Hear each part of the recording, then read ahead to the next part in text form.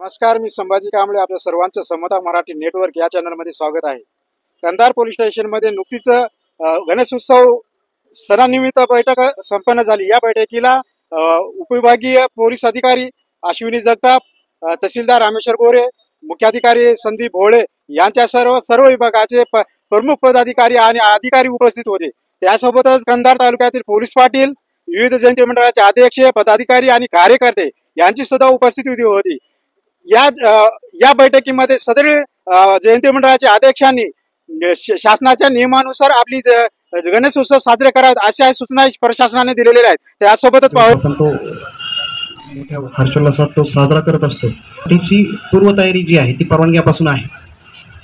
तर त्या परवानग्या स्थानिक स्वराज्य संस्थांच्या असतील, नगरपालिकेच्या असतील, ज्या जागा असतील त्या जागांच्या वापरासंबंधानं असतील, माननीय धर्मदाय आयुक्तांच्याकडे नोंदणी असेल, MSCB कडनं तात्पुरतं मीटर घेणं असेल, मिरवणूक वाहनांसंबंधानं RTOच्या परवानग्या असतील आणि ज्या जागेवर आपण ते गणेश स्थापना करणार आहोत त्या मूळ जागा मालकांची परवानगी असेल, या सर्व परवाने आपण वेळेत पूर्ण करणं अपेक्षित आहे. प्रत्येक मंडळानं एक पावती पुस्तक माननीय धर्मदाय आयुक्तांच्या कार्यालयाकडनं परवानगी घेऊन त्या क्रमांकासह ते पावती पुस्तक छापावं आणि त्या परवानगीसह आपण ते वर्गणी गोळा करावी. कोणावरही जबरदस्ती किंवा सक्ती करू नये. शक्यतो यातून काही वितुष्ट निर्माण होईल अशा पद्धतीनं परधर्मियांकडे, परजातीच्या इसमांकडे ती अट्टहास करू नये. त्यासाठी मूर्ती जी आहे ती पर्यावरणपूरक असावी, ते आपल्या सगळ्यांना माहिती आहे आणि त्याचं आपण बऱ्यापैकी पालन करण्याचा प्रयत्न करतो. शेवटी टाईम वाढवला पाहिजे किंवा ह्या गोष्टी ज्या काही कायदेशीर बाबी आहेत त्याला आपल्याला काही करता येत नाही. त्याच्यामुळं सुरुवात किती वाजता करायची ही गणेश मंडळाच्या हातात आहे, पण एंड किती वाजता करायचा हा प्रशासनाच्या हातात आहे. त्याच्यामुळे आपण सुरुवात वेळेच्या आधी करा, जेणेकरून की एंडला आपले जे काही विन विन पोझिशन होणं गरजेचं आहे.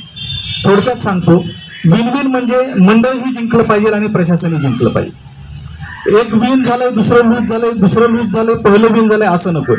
दोन्हीची विन विन पोझिशन कधी होणार आहे, जर आपण वेळेत विदाउट एनी ऑब्स्टॅकल आणि शांततेत जर मार्गी लावलं तर खऱ्या अर्थानं प्रशासन आणि मंडळ हे दोन्ही जिंकणार आहेत.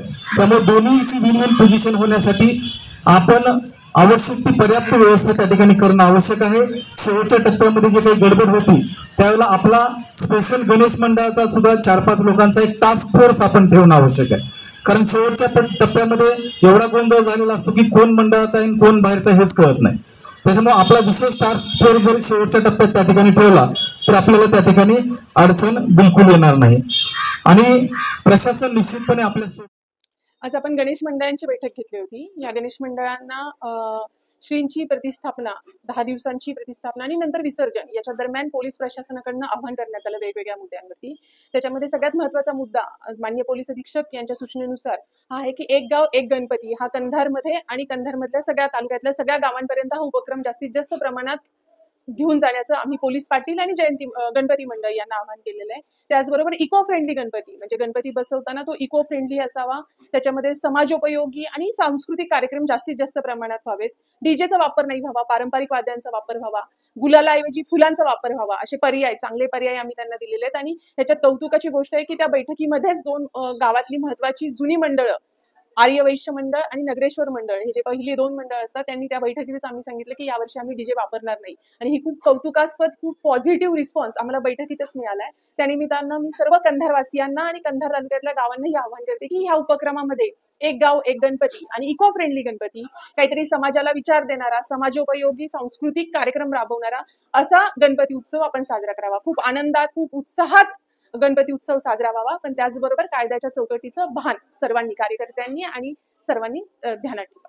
धन्यवाद. केलेल्या आव्हानाला प्रतिसाद देत यावर्षी आर्यवैश्य गणेश मंडळ व नगरेश्वर गणेश मंडळ डीजे मुक्त होणार आहेत.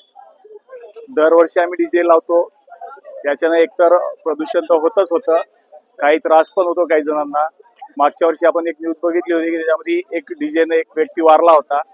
आणि वाद्य लावण्याचा हेतू एक की बऱ्याच लोकांना त्याचा रोजगार पण मिळतो, दोन्ही होतं, सांस्कृतिक पण होतं आणि त्रास पण कमी होतो.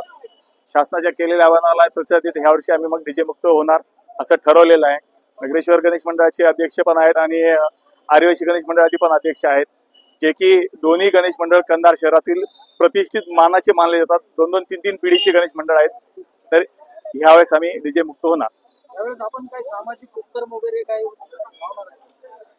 जे की 20 वर्ष अगोदर झाकी म्हणजे हा प्रकार होता की जेणेकरून समाजाला काहीतरी आपण प्रबोधन करायचं, तो प्रकार होता, तो परत चालू करण्याचा आमचा मानस आहे.